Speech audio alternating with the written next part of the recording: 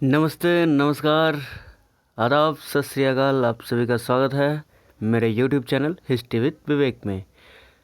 हमने पिछले वर्ग में कुतुबुद्दीन ऐबक के बारे में पार्ट 1 पढ़ा था। आज हम उसी का पार्ट 2 का अध्ययन करेंगे। हम ऐबक के बारे में कुछ महत्वपूर्ण तथ्यों को देखते हैं। ऐबक को खरीदने वाला फ़खरुद्दीन अब्दुल अजीज़ कूफ़ी इमाम अबू हनीफ़ा का वंशज था। अपने धार्मिक अध्ययन व पवित्रता के लिए अबू हनीफ़ा द्वितीय कहलाता था। मतलब ऐबक को जो खरीदा था फ़खरुद्दीन अब्दुल अजीज़ कूफ़ी, यह अबू हनीफ़ा का वंशज था और इतना पवित्र था और धर्म के प्रति जो इसका झुकाव था, इस कारण ये अबू हनीफ़ा द्वितीय कहलाता था। फिर औफ़ी जो कहते हैं कि उनके अनुसार वह एक ऐसा काजी था जो सुल्तान निशान पहचानने वाला था। ठीक उसी तरह जिस तरह कि महात्मा बुद्ध को बचपन में ही पहचान के बता दिया था या तो ये कि एक सन्यासी बनेगा या राजा बनेगा, इसी तरह कुतुबुद्दीन ऐबक को भी ये औफ़ी के अनुसार ये जो फ़खरुद्दीन अब्दुल अजीज़ कूफ़ी साहब थे, ये पहचान गए कि सुल्तान बनेगा। ठीक ऐसी बात है। ऐबक काजी के शिक्षण में इतना सुरीला कुरान पढ़ने लगा कि उसे कुरान का पाठ करने वाला कहा जाने लगा। मतलब बहुत बढ़िया सुरीले स्वर में कुरान का पाठ करता था। कौन? कुतुबुद्दीन ऐबक। फिर आगे देखिए, मुइजुद्दीन जब उसे खरीदा तब एक दिन उसे अपने सारे दासों को ढेरे उपहार बांटे। कुछ घटनाओं को हम देख रहे हैं कि ये मुइजुद्दीन यानी मोहम्मद गौरी जो कई सारे दासों को जब खरीदा था तो उसको कई सारा उपहार बांटा। मतलब सबको कुछ उपहार दिया। तो ये जो ऐबक था ये अपना उपहार सेवकों में बांट दिया। तो अपना उपहार कोई दास हो, खुद उसके पास कुछ ना हो और खुद जो उसको उपहार मिले वो और दास में अन्य दरबार के सेवकों में बांट दे, इससे पता चलता है कि वो किस तरह का शख्स है, कितना उदार शख्स है। तो ये सब बातें जान के मोहम्मद गौरी को बड़ी प्रसन्नता हुई। एक और घटना हम देखते हैं कुतुबुद्दीन ऐबक के काल का कि एक बार रात्रि में वह घोड़ों की देखभाल कर रहा था। अब आप जानते हैं, हमने पिछले वीडियो में आपको बताया था कि कुतुबुद्दीन ऐबक अमीर आखूर के पद पर उसको नियुक्त किया गया था, अश्वशाला का अध्यक्ष। तो जब वो अश्वशाला का अध्यक्ष नियुक्त हुआ था तो घोड़ों की देखभाल करना उसका काम था। तो इसी में एक बार दुश्मन के पिंजरे में उसे कैद कर लिया गया शत्रुओं द्वारा घोड़ों की देखभाल करते वक्त। तो क्या हुआ कि जब उसे कैद कर लिया गया तो जब उसे छुड़ाया गया मोहम्मद गौरी के द्वारा, तो जब उसको देखा मोहम्मद गौरी कि ये एक लोहे के पिंजरे में बंद है और वो प्रियदास था, तो उसको मतलब बड़ी दया आई। अब दया आने के पीछे वजह भी थी क्योंकि उसका कोई बेटा तो था नहीं, कोई पुत्र नहीं था मोहम्मद गौरी के पास, तो गुलामों को ही अपना पुत्र मानता था और ऐबक से उसे बढ़िया स्नेह था क्योंकि ये एक सुंदर गुलाम था। अभी सुंदर शब्द का प्रयोग मैं इसलिए कर रहा हूँ क्योंकि एक और गुलाम था बख्तियार खिलजी, जो कि बड़ा योग्य था, युद्ध में खुद ब खुद विजय होने वाला इंसान था, मजबूत शख्स था, लेकिन वह बड़ा कुरूप था। इस कारण से उसे खरीदने से, उसे अपने पास रखने से मोहम्मद गौरी ने इनकार कर दिया था। ऐबक का भारतवर्ष में जीवन को हम 3 स्पष्ट चरणों में बांट सकते हैं। देखिए, ऐबक के जीवन को 3 चरणों में कुछ इतिहासकारों ने बांटा है। एक 1192 से 1206 ईस्वी हो गया जब वह मोहम्मद गौरी के छत्र छाया में रहा। तराइन के द्वितीय युद्ध से लेकर चंदावर के युद्ध या बाद में जो कई जगह लूटपाट की, उन जगहों पर वो मोहम्मद गौरी के साथ रहा। लेकिन जब 1206 में मोहम्मद गौरी की मृत्यु हो जाती है और ऐबक, याल्दौज और कुबाचा में जो टक्कर शुरू होता है, तो 1206 से 8 का काल है यही टक्कर वाला। भारतीय साम्राज्य में वो आया और यहाँ का शासक ही बना लाहौर से लेकर दिल्ली तक। राजधानी तो अपना लाहौर ही बनाया। और क्या किया वो कि इस काल में थोड़ा संघर्ष का रहा, लेकिन 1208 के बाद उसको मोहम्मद गौरी के वंशज ने, तीसरा काल जो इसका बांटेंगे 1208 से 10, ये स्वतंत्र भारतीय राज्य का सर्वसत्ताधारी इसे हम मान सकते हैं, क्योंकि ऐसा माना जाता है कि इसे दास्य मुक्ति पत्र प्राप्त हो गया था मोहम्मद गौरी के वंशजों द्वारा। तो उन लोगों ने यह भारतीय साम्राज्य पर अपना दावा गजनी साम्राज्य का छोड़ दिया और इसको ऐबक को स्वीकार लिया था। खैर, इस पे कई इतिहासकारों में संदेह भी है कि पूरा उत्तराधिकारी इसे घोषित किया था या नहीं किया था। इस पे हमने पिछले क्लास में चर्चा की, पिछला क्लास का वीडियो ज़रूर देखिए। और एक और बात कि कुतुबुद्दीन ऐबक ने ही कुतुब मीनार का निर्माण करवाया था।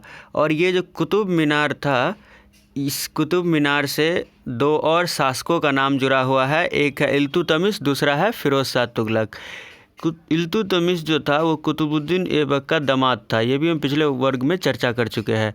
कुतुबुद्दीन ऐबक ने अपने राजा के रूप में, बादशाह के रूप में, अपने सुल्तान के रूप में अपनी स्थिति मजबूत करने के लिए क्या किया था कि अपनी बेटी का विवाह एक योग्य दास इल्तुतमिश से किया था, जो कि इल्तुतमिश बड़ा ही योग्य युवक था। तो अपने साम्राज्य को मजबूती के लिए किया था। तो ये जो कुतुबुद्दीन ऐबक ने जो कुतुब मीनार का निर्माण कराया, उसी को आगे मरम्मत का कार्य इल्तुतमिश ने भी किया और अंततः फिरोज शाह तुगलक ने भी इसमें निर्माण करवाया था। और कुतुबुद्दीन ऐबक के वजीर का नाम फ़क्र मुदब्बिर था। तो ये सारी जानकारी हमें कुतुबुद्दीन ऐबक के बारे में है। अब फिर देखते हैं इसकी मृत्यु और मूल्यांकन। कब कुतुबुद्दीन ऐबक की मृत्यु हुई? ऐबक को राजपूतों की ओर ध्यान देने का कभी अवसर न मिला, जबकि राजपूत कुछ स्थानों पर उसका राज्य भी छीन चुके थे। अब जाहिर सी बात है कि ऐबक पूरा ज़िंदगी युद्धों में ही व्यस्त रहा। कभी गजनी की ओर, यालदौज की ओर ध्यान जाता था, तो फिर इधर कुबाचा की ओर। तो कभी उसे राजपूतों की ओर ध्यान देने का कुछ खास अवसर मिल ही न सका। 1210 ईस्वी में चौगान खेलते वक्त, जो कि आधुनिक पोलो है, घोड़े से गिरकर इसकी मृत्यु हो गई। मतलब कितना छोटा काल रहा। 1192 से 1206 वही ये ऐबक अपना गौरी के साथ रहा। फिर 6 से 8 अपना संघर्ष किया। 8 के बाद जो थोड़ा सा स्वतंत्र रूप से शासक बना, तो समझिए कि इसकी मृत्यु हो गई 2 साल में, 1210 ईस्वी में। अब समझिए कि घोड़े से ही गिर के इसकी मौत हुई, और इसी घोड़े के अश्वशाला का प्रधान ये बना था, अमीर आखूर का पद प्राप्त किया था। और किसी भी सैनिक में घोड़ा का पद मतलब घुड़सवार सैनिक जो होता है, जो होता था उस समय खासकर, उसका बड़ा महत्व था। तो घोड़ों के साथ पूरा ज़िंदगी व्यतीत किया था, अच्छा समय व्यतीत किया था, लेकिन उसी घोड़े से गिरकर इसकी मृत्यु हो गई थी 1210 ईस्वी में। लाहौर में इसे दफनाया गया और वहीं पर इसका एक साधारण स्मारक भी है। उस स्मारक की तस्वीर हम आपको दिखाएंगे, उस तस्वीर से आपको हम रूबरू करवाएंगे। तो लाहौर में ही इसका स्मारक है, दफनाया गया। ये बात सब ख्याल रखिएगा, क्योंकि किसको कहाँ दफनाया गया ये सवाल भी पूछे जाते हैं। विजेता के साथ साथ वह न्यायप्रिय और जनता के हित का ख्याल रखने वाला शासक था। उसे भारत में तुर्की राज्य का संस्थापक कहा जाता है, क्योंकि गौरी की मृत्यु के बाद तमाम चुनौतियों के आने के बावजूद भी उसने तुर्की राज्य को भारत में क्या किया, अस्थायी बना दिया। दिल्ली सल्तनत का शुभारंभ उसने कर दिया। अब कितनी मजबूती से किया ये तो हम पढ़े हैं, और इससे भी ज़्यादा मजबूती से करेगा इल्तुतमिश, जिसके बारे में हम आगे पढ़ेंगे। ऐबक के बारे में अब विभिन्न विद्वानों के विचारों की ओर देखते हैं। प्रोफेसर ABM हबीबुल्लाह कहते हैं उसमें एक तुर्क का साहस और एक ईरानी की उदारता तथा सुसभ्यता मिश्रित थी। इसी को दूसरे शब्दों में थोड़ा सा चेंज करके लिख दिए हैं हरिश्चंद्र वर्मा साहब। उसमें तुर्कों की निर्भीकता और फारसियों की परिष्कृत अभिरुचि पाई जाती थी। अब फिर हम दूसरे हसन निजामी को देखते हैं। कुतुबुद्दीन अपनी प्रजा को समान रूप से न्याय प्रदान करता था और अपने राज्य की शांति और समृद्धि के लिए प्रयत्नशील था। तो हसन निजामी ने इनके बारे में कहा है कि यह राज्य की शांति और समृद्धि के लिए काम किए, सभी प्रजा को समान रूप से प्यार करते थे, सबके न्याय देते थे। छोटा सा ही काल रहा पर शांत और ईमानदार शासक था ये। मिन्हाज ने कहा, ऐबक श्रेष्ठ भावनाओं से युक्त विशाल हृदयी बादशाह, वह बहुत दानशील था।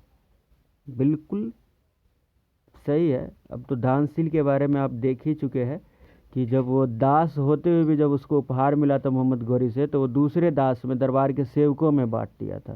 तो ये एक बड़ी बात है। और फिर देखिए अगले विद्वान को जाए, फरिश्ता ने कहा, यदि किसी व्यक्ति की दानशीलता की प्रशंसा करते तो उसे अपने युग का ऐबक कह के पुकारते। मतलब वो इतना ज़्यादा दानशील उस समय प्रसिद्ध हो गया था कि अगर कोई बेहतरीन दान देता तो कहता था उसको कि अरे ये तो ऐबक है। जैसे कि अभी रतन टाटा ने जिस तरह से दान दिया 1500 करोड़ का कोरोना की महामारी में, तो इसलिए उस समय ये ऐबक ये काम करता था। जो ये काम करता उसको ऐबक कहा करते थे। अब हम देखते हैं कि ऐबक का मकबरा जो कि लाहौर में है। देखिए ये ऐबक का मकबरा है और ये लाहौर में है। साधारण मकबरा है, सामान्य सा मकबरा है, पर ये लाहौर में है। ये देखिए इसमें की नक्काशी या अन्य चीज़ें भी सामान्य सी की गई है, पर ठीक ठाक मकबरा है। अब जो है तो यही मकबरा है ऐबक का लाहौर में।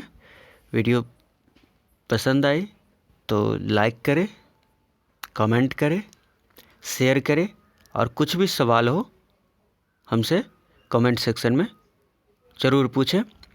और जो लोग चैनल पे पहली बार आए थे, चैनल के लाल बटन दबाकर उसे ज़रूर सब्सक्राइब करें और बगल वाला बेल आइकन ज़रूर प्रेस करें, क्योंकि हम आपके लिए हर रोज़ नई वीडियो लेकर आ रहे हैं, तो आपको तुरंत नोटिफिकेशन मिल जाए। और सबसे बड़ी बात, घरों में रहिए, सुरक्षित रहिए। आपके एग्ज़ाम की तैयारी करवाना हम शिक्षकों की जिम्मेवारी है। धन्यवाद।